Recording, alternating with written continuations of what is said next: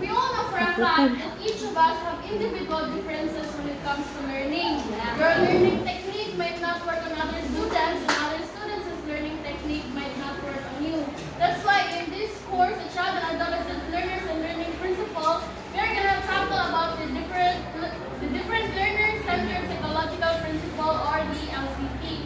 So first is I want you guys to meet cognitive, and metacognitive. So, nabawa naman isang sa ng cognitive, right? Yeah. Cognitive and metacognitive, they are one of the factors of the learner-centered psychological principle. So, cognitive is the mind. While the metacognitive is reflective thinking. As what Gerald said, kanang intellectual. It is about awareness. Aware ka sa imuhang, like, the way ka learn, ano ba? It is thinking about thinking. So that's why in this visual aid, sa sulod sa brain is sampai another brain. Wow. So, cognitive says that learning is a natural, active process where learners seek to extract meaning from information. So do you guys agree nga, kung ano nature is a learning process, because dili ka may machine, na ganahan kang learn sa kabutang is natural na gina siya nga mo occur sa inyong house. Yes. So, why man ba? Ganong agreement mo? Alam kayo, ma-process mo na sa una ko, just like kananalang di kayo tanaw gani. Diba, like sa kanang DIY, so naagay na sa imuhang kanang news feed. So, wala ron ta kay kanang wala kay purpose na ma-learn ano ba, pero kay di-function mo yung brain, so it's about thinking. So, you're alive, so imong brain mumatik na ng function, kaya di man na-stagnant, alas doon mumatay ka niya. Yes. Huwag kayo iiyak. So, kuan nga, and also, kanang kuan, if learning is a natural process, is dili juga ma-pressure na. That's why, when we are learning naturally, it's sa kanang ga-learn tao nga kuan, kanang ganing pinubos ganin, like ganing kong eskwela, di ba? Wala man ko kayo napugos na. Di ba ko kayo napugos na, but it's a must ba ya? Pero, di ba, training kayo, something like that. So, usahay kayo, dili ta kanang, wala na tayo, kinahan ka tulong, something like that kayo. Mukhang pa din ang information nato naturally. Says that learners set goals to guide their learning, di ba? So when we learn something, we need to have a goal. We need to know what we want to learn and how we should learn it. Kaya para gani, ako ta asa ta padulong mama. Saka na siya mag-cut-on, ano ba, para gani ka na, dili ta siguro malibog ta, pero at least natin direction gani. Isunod yun ang slide. Isunod ka slide. Isunod siya na slide. Yes. Yeah. So next, on their existing knowledge. So kung kita yung report ka rin ka ng schema, so kung saan siya magpaan? Accommodation. Learners, sure? Learners construct new knowledge based on their existing knowledge. So nanatay na ibawaan. Then furthermore, dapat italain information na ma-process. The fact of knowledge says that strategic thinking and planning are crucial for effective learning. So, your knowledge alone, your brain alone, kanang gawin ka mamukuan is not enough. Dapat ma-educate strategic thinking and planning when it comes to learning. And why is that? Ganun dili man enough ang kuan, ang kanang mong libawan, mong brain, ganun dili man enough. Ganun kailangan mong yung strategic thinking and planning when it comes to learning. Eh, huwag na kay strategy.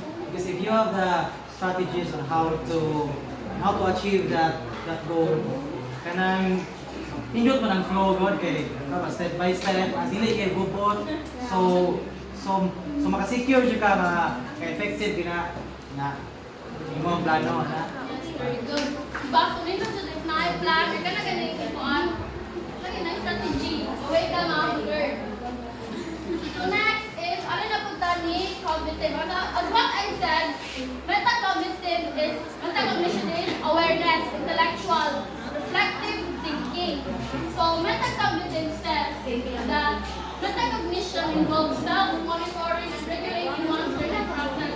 So kaya siya is thinking about thinking. While the learned ka is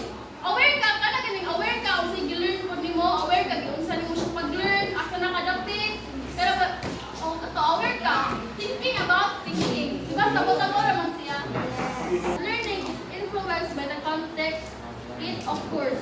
So, one of the most important thing here is asa ka nag-learn. The context of learning. Learning is influenced by the context it occurs. Di ba, kabantay mo lahi ka yung the way nga kita ganit, the way taga-syudad o taga-bukid. Di ba, lahi ra yun? Pero ganun, if ikaw, nakakadirigan ako, then wala kang syudad, di ba, makuha, muna kag mag-culture shock pa, uy, ano din sila diriday, natural na din, nila diriday. Yang, kato ko taga-syudad ng one year diri po, kato ko taga-syudad ng one year diri, kung po sila, muna sila culture shock po sila ba, nani po din diriday. So, one, kanang naka-learn ka, basta ka mag-core, isang context sa imuhang environment. So, that is cognitive and metacognitive factors. So, thank you everyone. We have the motivational and affective factors. Again, the motivational and affective factors is kind of something that you feel or your emotions, diba? So here we have the motivational and emotional influences on learning. So may I ask everyone, please read. Okay. One, how much is learned is influenced by the learner's motivation.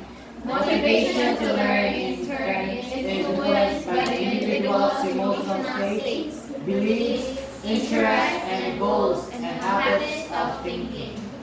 Okay, so Rizel, what can you imply sa motivational and emotional influences on learning? So for example, based on my understanding lang, for example, di ba kay ang mga students kay mas muga naman sila kung encourage sila sa teacher na mo participate or i-motivate gani sila. Yes, so in short, if we are, yes, do you have anything to add? Okay, so in short, if we are motivated, guys, we are willing to learn. Yes, di ba? Yes, you exert more effort if you are motivated. So what and how much is learned is influenced by the learner's motivation. So if like you have problems at home, then madala nimo sa school, then magsige ka o muna ana. Then you don't have the motivation or to learn more or to acquire, to attain knowledge na imuhang posible na makatunan pa sa school. Okay.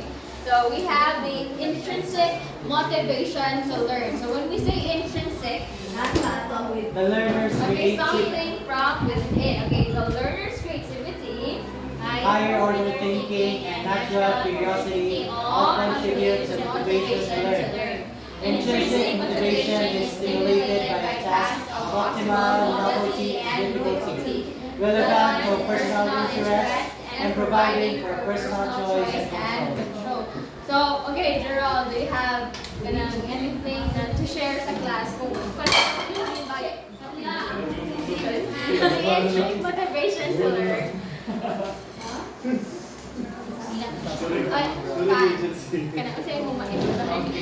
Intrinsic motivation to learn. So example for intrinsic motivation to learn is that you are thinking about your future, your dreams nga nganong kuan ka na kay motivation why you go to school every day to learn. Ano siya intrinsic? Intrinsic motivation to learn. So another example of intrinsic is something from within. So ako personally, if ganahan jud kay ko mag-maestra, then I have the motivation to go to school, to enroll to the College of Education, and maminaw maayo kay I want to learn kanang personal interest na ko ba kay I know ganahan jud ko mag-maestra in the future inana ba na kay motivation na ganahan jud ko mutudlo mga estudyante, so para makatudlo ko kay ganahan ko maka-learn ani mga butanga. You have the motivation to learn. Yes. So we have also the effects of motivation on effort. motivation on effort. So what can you infer? What can you imply? Yes, James Scott. So when you hear the word or the phrase effects of motivation and effort, what can you imply or what can you infer from the phrase? Well, I think for me, effects of motivation and effort is kanang imong galing desire, kanang goals kay achieve with motivation. Yes. And in addition, if you have the motivations good kay marag ma-motivate gid ka nga mo put effort pag yun more effort because you are motivated, no? So mas daghan kang makuha nga effort, yeah, para ma-achieve the certain goals. Alright, thank you, Francis. So lahi ra gyud no, lahi ang kanang mubuhat ka or mo-learn ka for compliance tungod kay ang imong una-una kanang kinahanglan ka in the future. Lahi siya sa kanang ganahan jud ka maka-learn ani. So these are the effects of motivation on effort. So kanang if for compliance lang is minimal ra imong effort. Dili kayo ka mag-effort, diba? But then if ganahan kaayo ka maka-learn, what do you do? You put in more effort, diba? You exert more effort. Yes, consistent. Right. Alright, so we also have the developmental and social factors. Factors under that, maths have cognitive factors is that the developmental and social factors. And under the developmental and social factors, there is developmental influences on learning. So please read. As individuals, there are different opportunities and streams for learning. Learning is most effective when differential development within and across physical, intellectual, emotional, and social domains is taken into account. So, as we all know, di ba, learning differs for each individual. Gakay, natay own pace of thinking, learning, processing those lessons, and so on. Then, and managing our emotions, our social skills. So, as individuals develop, there are different opportunities and limitations for sa atong learning.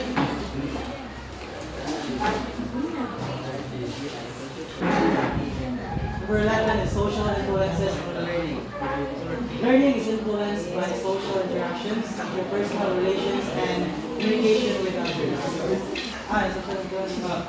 So my understanding is learning is influenced by social interactions. No? So it is very sabotable when we interact with different people, and we learn from them. No? So as we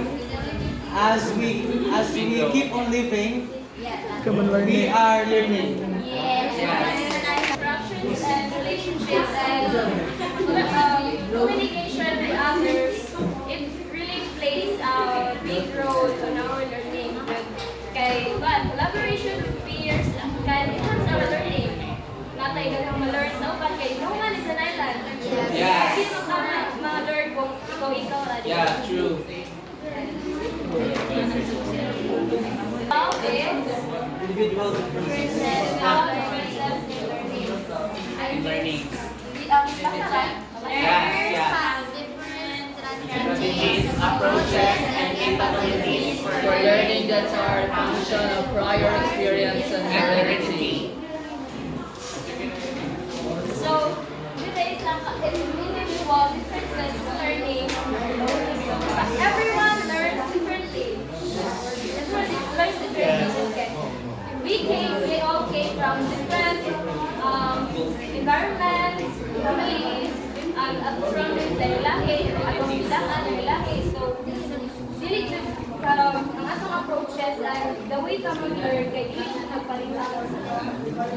And each students kay naman jud ilang learning preferences kung ano sila mas best way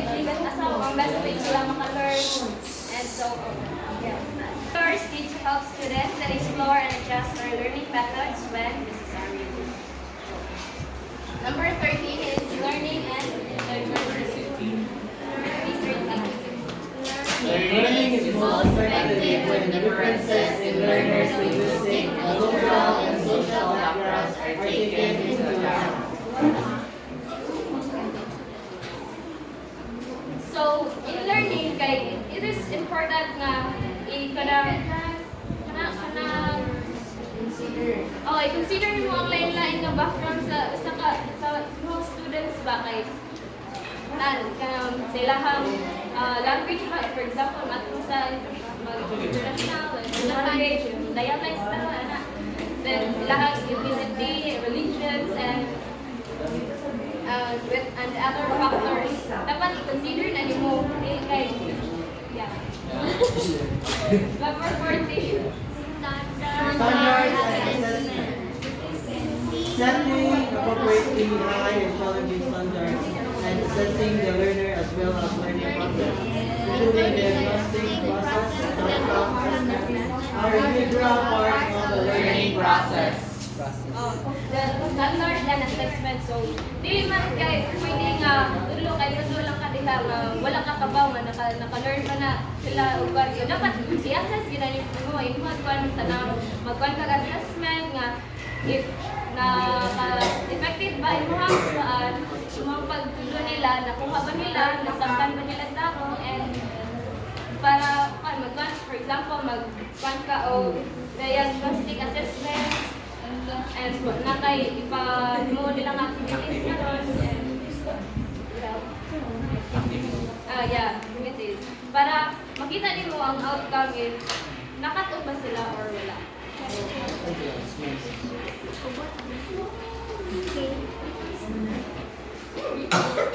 May I have your eyes on me? I got my hands on. Okay, so once again, what are the core factors in the learner-centered psychological principles? They have the cognitive and metacognitive factor. We also have motivational factors. And we also have developmental and social factors. And last one is the factors. So, gonna give one cognitive and metacognitive. One under sa cognitive and metacognitive factors. Lourdes.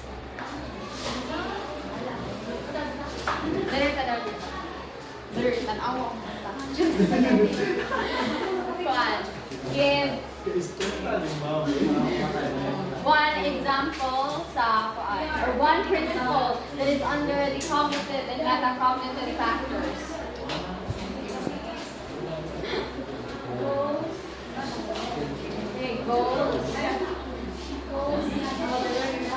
Okay, we have goals of the learning process. Now, in motivational and affective factors, we have one principle. Kyla.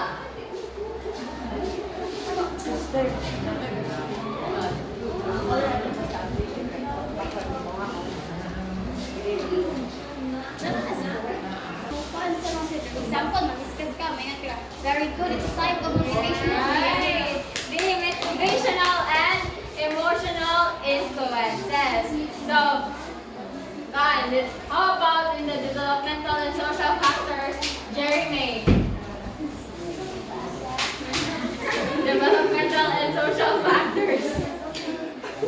Mayor, Mayor. Right. Developmental influences on learning. Okay, we have developmental influences on learning. Okay, last one. In the division, okay, Julia. Standard and assessment. Okay, standard and assessment. When we say standard assessment, what do you mean by that? Alright.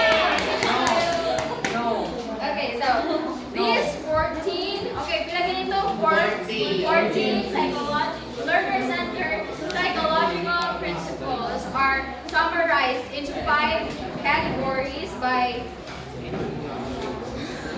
5 areas by Alexander and Murphy. And so, go ahead. Trivia lang. Do you want or do you like avocados? Yes. Very much. Okay, so I have 5 avocados. Kani sila is naasa ka ng under your seats. Please check under your seats.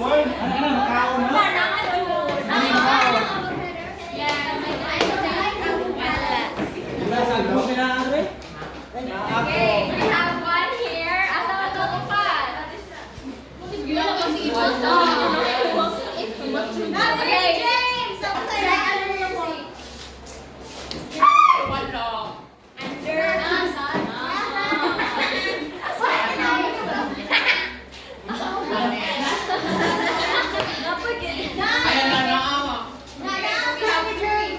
Asa pa man itong kuan? Buka. Narana ko, nangyari, di ka. Baka niling ko na pala. Bira. Asa Nasa kong tingin ng gusto. Okay, mag-inig. Last one. Sila ko makalang 10K nila. Asa usa? Maani.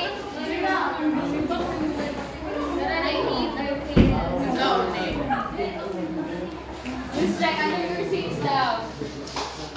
Ani Sylvain, ni Gerald, ni James. See, under your seat.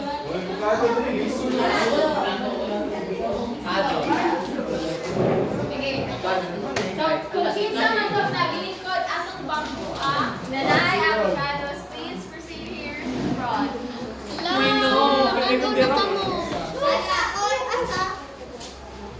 Bilang siya, 4, 5. Alright.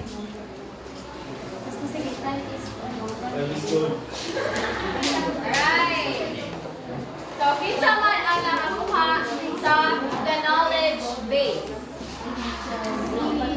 Knowledge base. Knowledge base. Alright. So, you have the knowledge base. So, if mo na ta knowledge base, unsa may imuhang ma-imply?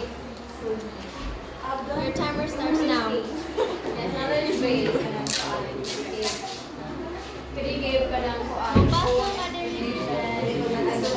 the knowledge base is. Thank you. Ang knowledge base kay yang kuan siya kanang nagikan din siya mismo sa ang knowledge kay natin siya igikanan. Ang knowledge kay natin or sa right yes sa Bisaya. Si Apog Right. Chinese? Yes,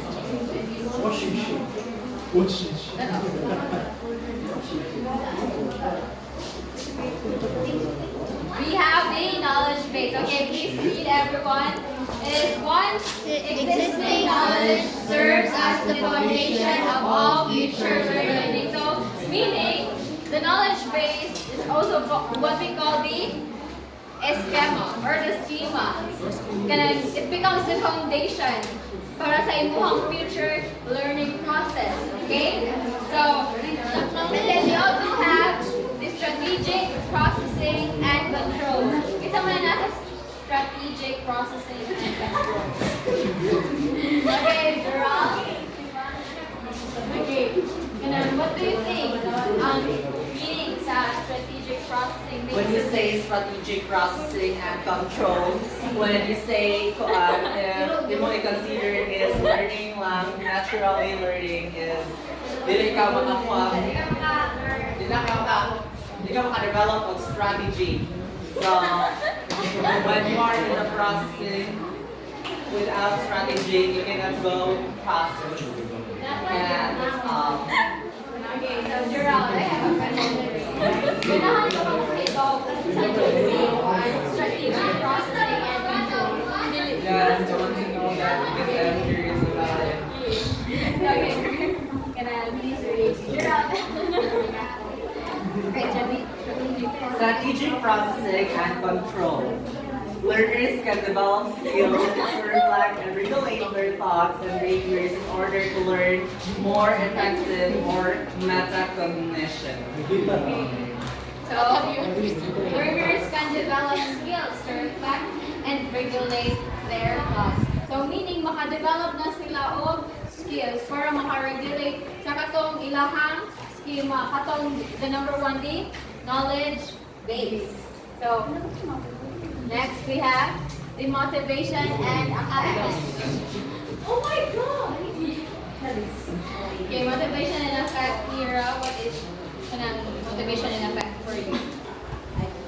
Motivation and affect. So when we say so sa learning kay na siya, motivation. That can affect the learners. So motivation, pwede siya external at pwede siya intrinsic. So when we say intrinsic is ikan siya sa atong pagaling from within. So for example, atong personal goals, imong visions, imong future, imong pangarap, and then when we say kanang external is kanang pwede siya kanang maagi sa reward, just like patasan imong bound gikan sa imong inahan allowances, and then kanang just like kanang i-recognize ka as kanang being excellent una, and then what siya motivation and effect that can help you to exert more effort in your learning journey. Thank you, Ira. Okay, so motivation and affect. Factors such as intrinsic motivation. So, mo na ito ang game in Ira. That is something from within. Okay, we have the development and individual differences. Development and individual differences. So we encountered a lot of our different experiences or situation we develop as individuals. Alright, thank you. Please. Okay, please read. Learning unique journey for each person because each learner has his own unique combination of genetic and environmental factors that influence him. Okay, so we have different learning capabilities, diba? Okay, and we have differences in learning. Some kay dali kayo sila makatuon. And some are visual learners, diba? And uban kay auditory. Last one we have situation or context. For